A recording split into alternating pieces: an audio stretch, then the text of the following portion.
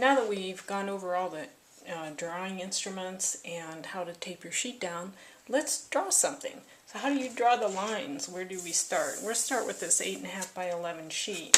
And I'll draw a garage. We'll say just a two-car garage. It's 20 feet by 22 feet.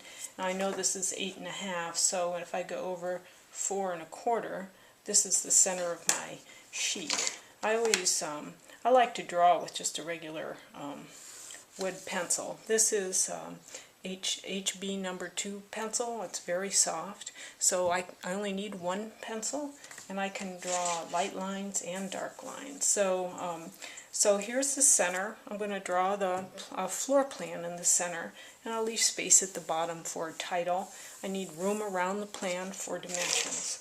So the bottom of my garage is here. We'll say it's a concrete block garage. So I take my scale, I'll draw it at 1/4 inch equals a foot, and so if it's 20 feet wide, I go over here and mark 10 this way and 10 this side, and then lay out my lines.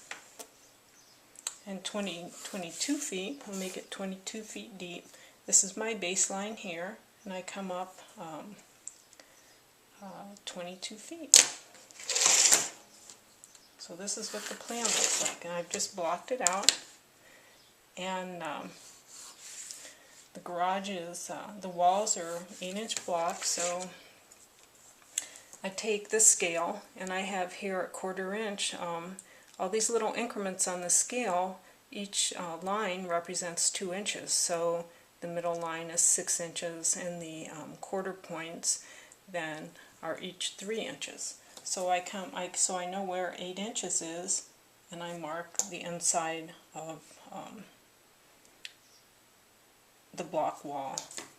So one way I can do this is to measure it with the scale. Another way to do it is graphically, and sometimes graphically is quicker. So I take, using my favorite adjustable triangle, I set it at 45 degrees. If I come in off the corners, I can construct a diagonal, and the diagonal will give me the points for the other walls.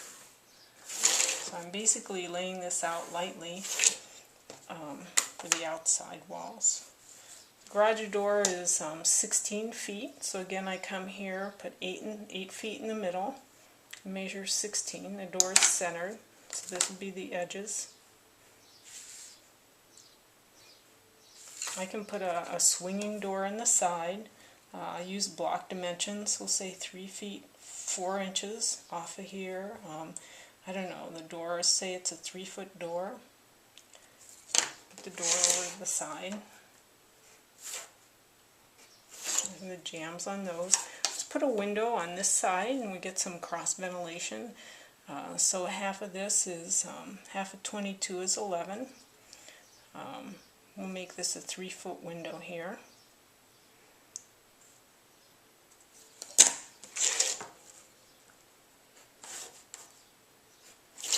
So now I've kind of laid it out lightly. I'll take this, my same pencil, or you can use another lead holder with a softer lead if you laid it out with a harder lead like a 4H or a 2H. And I rotate my pencil and draw these lines. You can see they're heavier, much heavier lines.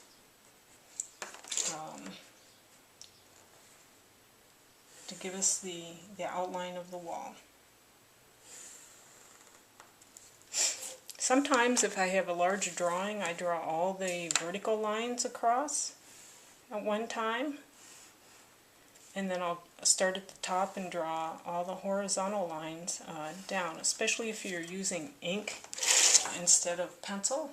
This is a really good idea. It allows the ink at the top of the page to dry, and you're not dragging your instruments over top that ink. I'm going to draw a door. So always you construct the door. I don't have to measure it. You know the diagonal will hit the door at the 3-foot wide mark. So here's how the swinging door looks. And then we'll poche walls after I have this, and I I can crochet for concrete block. That's a very light line.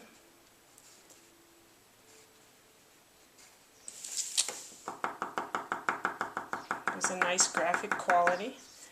And then we can do dimensions. So I like to do dimensions before I do labeling, because you need to have certain dimensions in certain locations, and it keeps you from having to move labeling around. So this is how I lay out the sheet.